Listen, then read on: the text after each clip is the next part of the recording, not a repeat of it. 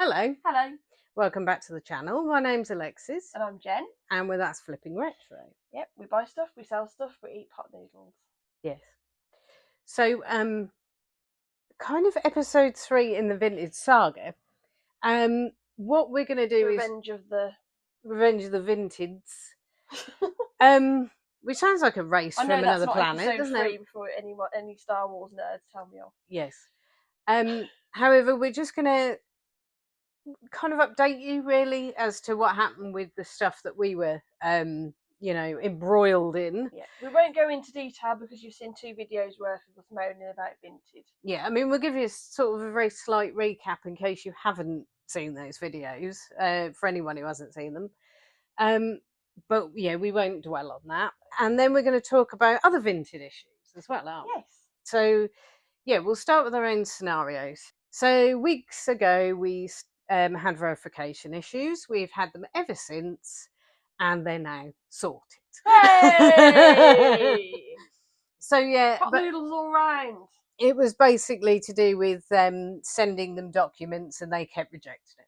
Yeah. Essentially, yeah. And Vinted still haven't got back to us to tell us that it's okay. It's just that I have got no patience and kept. So yes. So what happened was Mango Pay got in touch with Jen and did say to her it should be resolved now. Yep.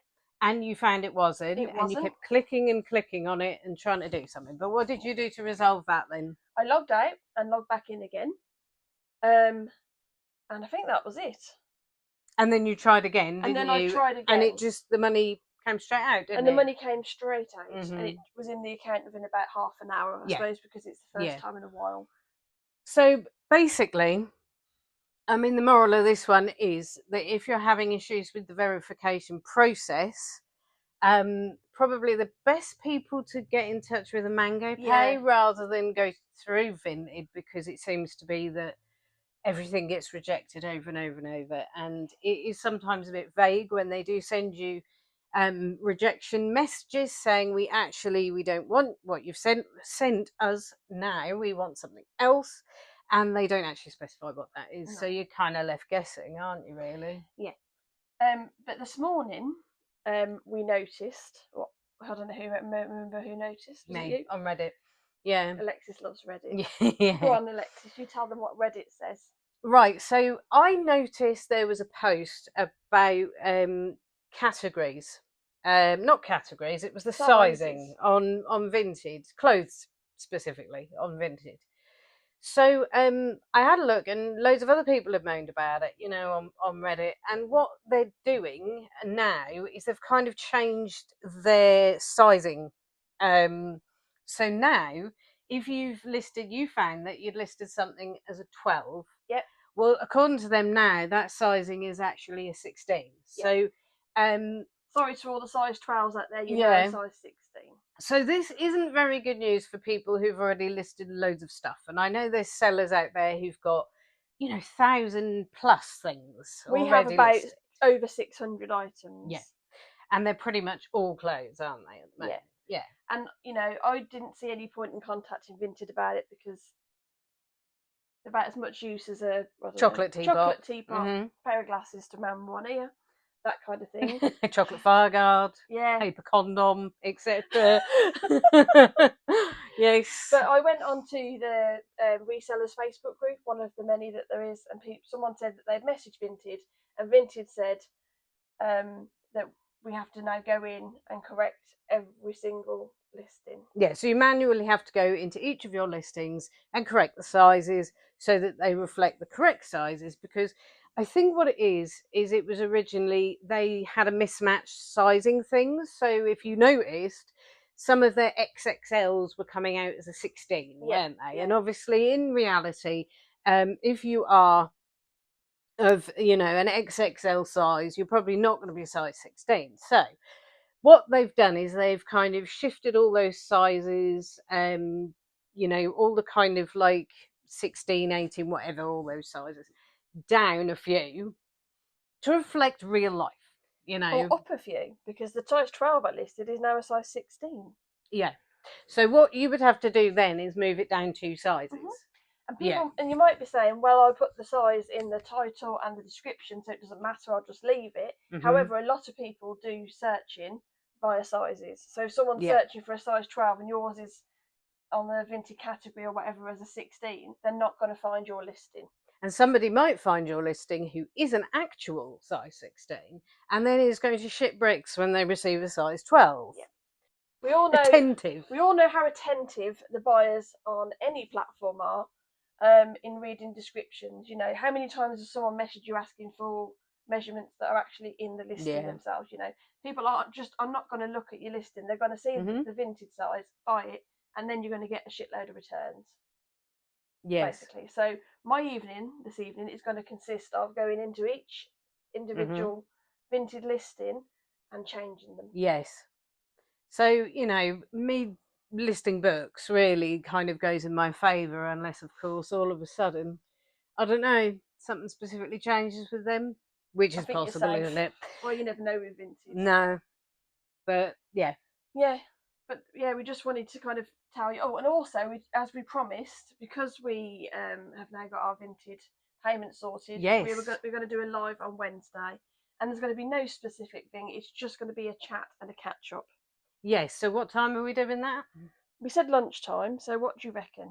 About 12:30? 12:30. And that'll just be half an hour. 12:30, Wednesday, till half 1. an hour. Come and have a chat with us if you like. Yeah, so it'll just be a kind of like the old days, you know, a brief catch up. It will be back in this room again, which will be a bit weird, but you know, that means you've got to bring your chair in. I'll bring my chair. Yeah. Yeah, we'll do a live on YouTube's. For you lot, really. Yeah. If you want to, if you don't, well, just don't go out and have your lunch instead, really. I don't know if anyone saw the news after our last video, but is it Funko have gone into administration? No, not yet. Not yet. So I think I read yesterday that Funko are having difficulties, shall we say, with their business model, and they are starting to. The debt is mounting up. Their profit isn't, you know, is non-existent, I think now, and stuff like that. And there was a lot of comments about this. People saying, well, that's because they have overproduced these Funko Pops. And because it's specifically Funko Pops. So in case you don't know what a Funko Pop looks like, while Alexis gets that, can I just explain that this has got nothing to do with our announcement that we're selling ours. We haven't caused this. No. We haven't caused their stock to plummet. So this is what a Funko Pop looks like. This happens to be Barney Gumble from The Simpsons. And he's not for sale, by the way, yet, unless I change my mind. But yeah, so those particular types in the box and stuff, in these standard sized ones, these would be, right? They're the ones that they're struggling with. So the only problem is, right, years ago, they would produce a certain line of them, say like Ghostface from Scream or Friends or something like that. So they would produce a load of the characters, and then a few years later, they would re-release these. So I mean, the market value of a lot of these Funkos is not as fantastic as it used to be. No. I've got Hypodermic Sally from American Horror Story, which you brought me for. So when I bought it I think it was a couple of years ago, it was 70 quid. Yeah, and I looked yesterday, I'm not going to sell it, but I looked yesterday and they're worth £22 at the most. So they don't hold their value. And I know you might say, well, a lot of stuff doesn't, you know, but these are just things that realistically, if they didn't reissue and they didn't make so fucking many of these things, maybe they got greedy. Yeah, maybe they would hold a bit more value. But what they're going to do, because obviously these are plummeting a bit in value and stuff, people aren't buying them as much, and they are kind of running out of ideas because they do have to get copyright to use a lot of these. So they are going to concentrate on like the mini pops and other types of merchandise that they have, which apparently doesn't do well anyway. So unfortunately, their business model is collapsing around their ears. So it looks as though they may go into administration perhaps in the next year or so. Whether that'll drive the prices up as some of the ones that were kind of limited edition or something like that, I don't know. And the Chase ones, obviously, you may know that Chase ones, they do hold some value. but only some of them. Yeah. Again, it's only some of them. Some of the chase versions sell for less than the actual normal versions, which makes no sense. Yeah.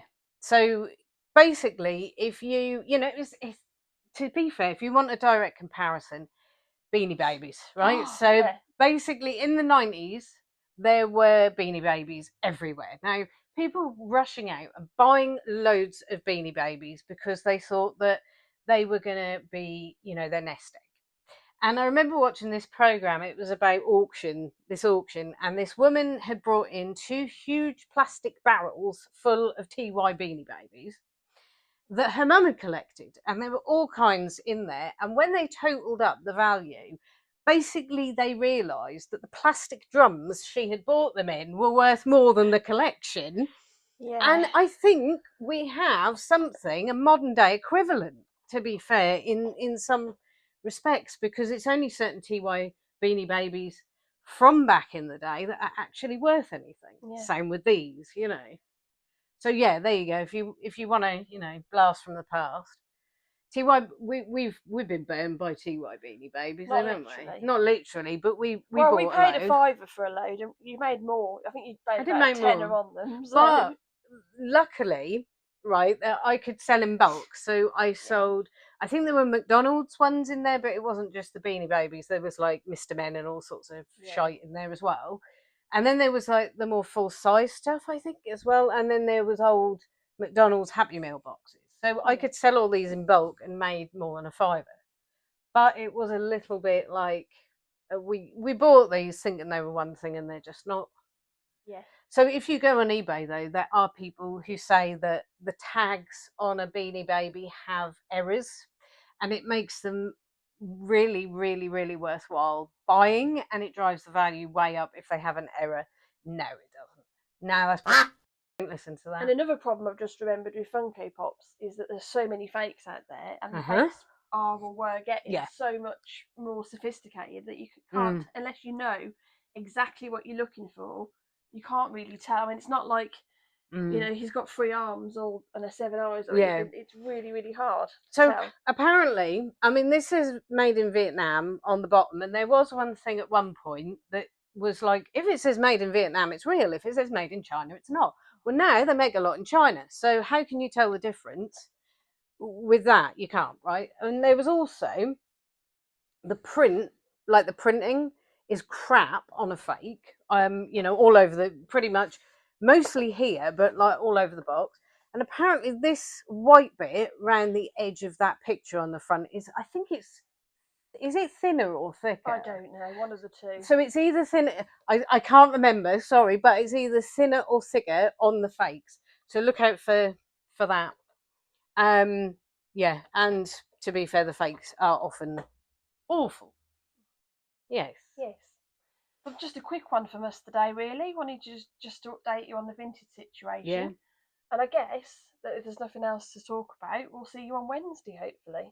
Yeah, a good at old-fashioned 12:30. live. If you've been in our lives before, it's going to be pretty much the same, just a load of natter. Yeah, probably basically. inappropriateness that I won't be able to quack out. Yeah, I mean, if I swear, there'll be no like, it'll just be me swearing. And same Unless for I you. decide to sit, Yeah, she'll like try and Rosie in the time it. gym. Yeah, pretty much. But yeah, Yes. thanks for watching. Please like, subscribe, and hype. I don't know if the hype thing actually does anything. I'm not sure, but we do get a few hypes. Thanks for everyone who commented on the last video and has been supporting our Vinted journey. Someone says that we didn't have an N word. If you've watched pardon? an end, God. someone says that Someone commented that we didn't have an end word on our last video, and they were very disappointed in that. Oh. If you're new to the channel, we have had quite a few new subscribers. If you've watched till the end, for anybody who's watching still, hanging on in there, we have a word at the end, and what you do is you write that word in the comments, just so we know you've watched till the end, and it boosts us up the algorithm and all that, fancy jazz. So, Alexis, what is the word of the video? So the word of this particular video. So I just looked up at the extractor fan in the corner of the room, and I would say the word at the end of this one is dusty. because Dusty so's that. bin. Lovely. Okay, so we'll see you on Wednesday. Bye. Yeah. Bye. Bye.